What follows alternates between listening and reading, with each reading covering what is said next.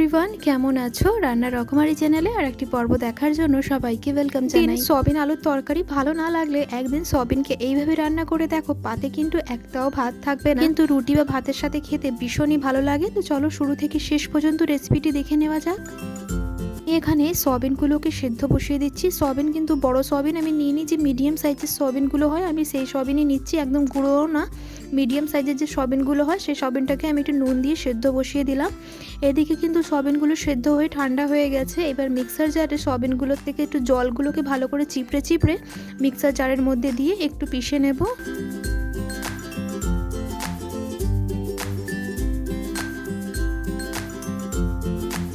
কিন্তু সয়াবিনটা বাটা হয়ে গেছে, দেখতে কিন্তু চিকেনের কিমার মতো লাগছে। এটা দিয়ে কিন্তু মোমো করলে একদম বোঝাই যাবে না এটা সয়াবিনের। গামলাতে আমি সয়াবিনটাকে ঢেলে নিলাম, ওর মধ্যে আমি দিয়ে দিচ্ছি জিরি জিরি করে পাতলা পাতলা করে পেঁয়াজ কুচি। পেঁয়াজগুলোকে একটু এক ওপরের গায়ের থেকে ছাড়িয়ে নিলাম। এইবার এখানে আমি দিয়ে দিচ্ছি 7 থেকে 8 কোয়া রসুনকে আমি কুচি কুচি করে নিয়েছি। তারপরে দিয়ে দিলাম এখানে পরিমাণ মতো নুন। এবার ভালো করে পেঁয়াজ দিয়ে সমস্ত কিছুকে ভালো করে চটকে চটকে কিন্তু মেখে নিতে হবে। তো আর একটু পেঁয়াজ দিলাম, পেঁয়াজটা একটু কম মনে হলো আমার, তার জন্য আমি আর একটু পেঁয়াজটাকে দিয়ে ভালো করে মেখে নেব। তারপরে ভালো করে পেঁয়াজ দিয়ে মাখানোর পরেই আমি এখানে দিয়ে দিলাম 4 থেকে 5 চামচ মতো বেসন দিয়ে ভালো করে কিন্তু মেখে নেব। এতে কিন্তু কোনোভাবে জল ব্যবহার করা যাবে না, একদম শুকনো শুকনো করে মাখতে হবে, জল জল হলে হবে না।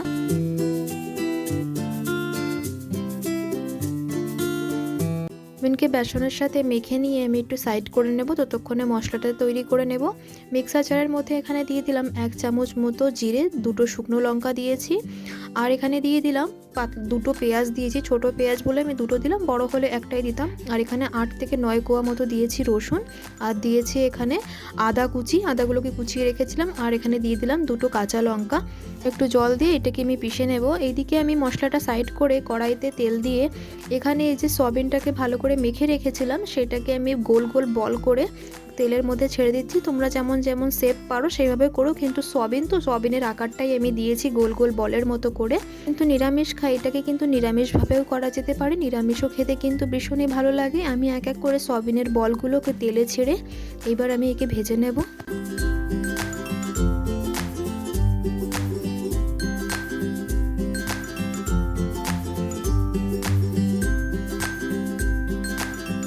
সয়াবিনের বলগুলো কিন্তু শুধু মুখেও খেতে কিন্তু ভীষণই ভালো লাগে, খুবই মুচমুচে হয়, মনেই হয় না কিন্তু এটা সয়াবিন খাচ্ছে। যারা কিন্তু অনেকেরা সয়াবিন পছন্দ করে না, তাদেরকে এইভাবে বড়া করে দিলে কিন্তু একদমই টের পাবে না। খেতে এতটা সুন্দর হয়েছিল, চা কফির সাথে তো ভীষণই ভালো লাগে। এইবার এক এক করে আমি সমস্ত সয়াবিনের বড়াগুলোকে উল্টে পাল্টে নিচ্ছি। প্রায় হয়ে গেছে, এবার একে আমি নামিয়ে দেবো।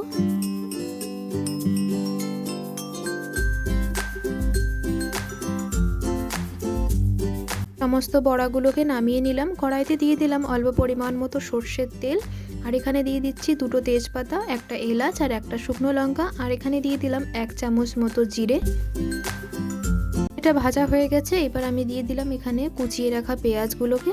প্রত্যেক দিনের রান্নাবান্না তোমাদের কেমন লাগলে, ভালো লাগলে একটি লাইক করে দেবে। তোমাদের একটি লাইকে কিন্তু আরও বেশিভাবে আমি মোটিভেট হতে পারি।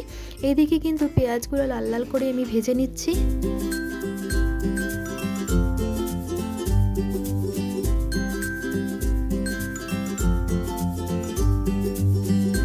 পেঁয়াজ কিন্তু লাল লাল করে ভাজা হয়ে গেছে। আমি যে মশলাটা রেডি করে রেখেছিলাম সেই মশলাটা দিয়ে দিলাম। এবার মশলা দেওয়ার পরে ভালো করে এগুলোকে কষিয়ে নেব।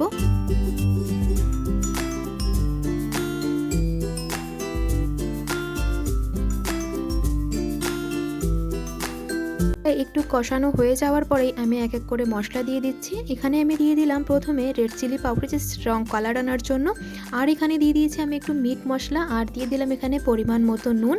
মিট মশলাটা অপশনাল, যদি না থাকে তাহলে নাও দিতে পারো। মিট মশলার জায়গায় কিন্তু জিরের গুঁড়োও দিতে পারো। আমার জিরের গুঁড়োটা না দিয়ে আমি মিট মশলাটা ব্যবহার করেছি, খেতে কিন্তু একটু অন্যরকম টেস্ট আসে। এবার ভালো করে মশলাটাকে কষিয়ে নেব যতক্ষণ না এতে থেকে তেল ছাড়ছে।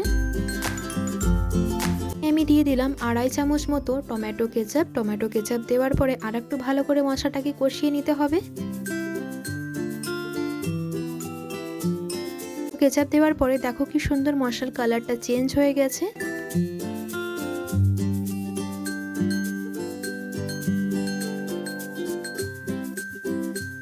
কেচাপ দেওয়ার মিনিমাম 2 মিনিট মতো মশলাটাকে আমি আরেকটু ভালো করে কষিয়ে নিয়েছিলাম। তারপরে এখানে দিয়ে দিলাম আমি একটু পরিমাণ মতো জল। এই রান্নাটা কিন্তু মাখা মাখাও হয় আবার ঝোলঝোলও হয়।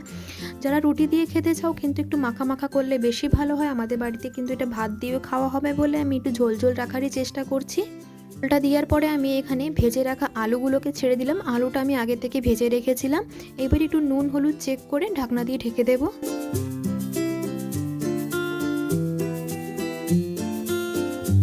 করলাম নুনটা একটু লাগবে। এবার একে আমি ঢাকনা দিয়ে ঢেকে দেবো 2 মিনিট মতো। মিনিট বাদে আমি ঢাকনাটা তুলে দেখলাম যে ভালোভাবে আলুগুলো গলেছে কিনা। আলুগুলো গলে গেছে আর কিছু আলুগুলো একটু শক্ত আছে। আমি আরও একটু 2 মিনিট মতো ঢাকনা দিয়ে একে ঢেকে দেবো। মিনিট বাদে আমি ঢাকনাটা তুলে নিয়েছি। তুলে নেওয়ার সাথে সাথেই কিন্তু আমি যে সয়াবিনের বড়াগুলোকে ভেজে রেখেছিলাম এবার আমি ঝোলে দিয়ে দিচ্ছি, কেন কি এতে একটু তেল মশলা ঢুকবে। তার জন্য আমি একটু আগে থেকেই এতে বড়াগুলো ছেড়ে দিয়ে হালকা পরিমাণ মতো একটু নাড়াচাড়া দেবো। বেশিক্ষণ নাড়াচাড়া করলে কিন্তু সয়াবিনের বড়াগুলো কিন্তু ভেঙে যেতে পারে। আমি সয়াবিনের বড়াগুলোকে একটু তল উপর করে দিলাম যাতে ভালোভাবে এতে মশলাগুলো ঢুকতে পারে। এবার এখানে আমি দিয়ে দিলাম অল্প পরিমাণ মতো গরম মশলা। গরম মশলা দেওয়ার মিনিমাম 2 মিনিট মতো ভালো করে ঝোলটাকে একটু ফুটিয়ে নেব।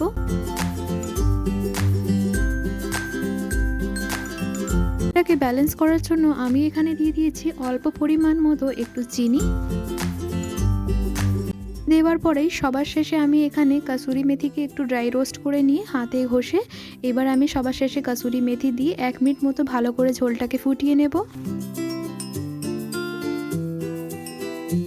সম্পূর্ণভাবে তৈরি হয়ে গেছে, তো চলো একে সার্ভ করে নিই। সয়াবিনের দারুণ একটি ইউনিক রেসিপি তৈরি হয়ে গেছে। একে আমি গরম গরম পরিবেশন করে নিচ্ছি। এইটা কিন্তু ভাত রুটির সাথে খেতে কিন্তু ভীষণই ভালো লাগে। তোমরা পারলে কিন্তু বাড়িতে অবশ্যই একবার ট্রাই করো। আশা করি তোমাদের ভীষণই ভালো লাগবে। এই রেসিপি যদি তোমাদের ভালো লেগে থাকে প্লিজ একটি লাইক করে দেবে। চ্যানেলে যদি নতুন সদস্য হয়ে থাকো চ্যানেলটিকে সাবস্ক্রাইব করার জন্য অনুরোধ। রেসিপি নিয়ে আবার দেখা হবে। সবাই ভালো থেকো, সুস্থ থেকো। আসি তাহলে, ধন্যবাদ।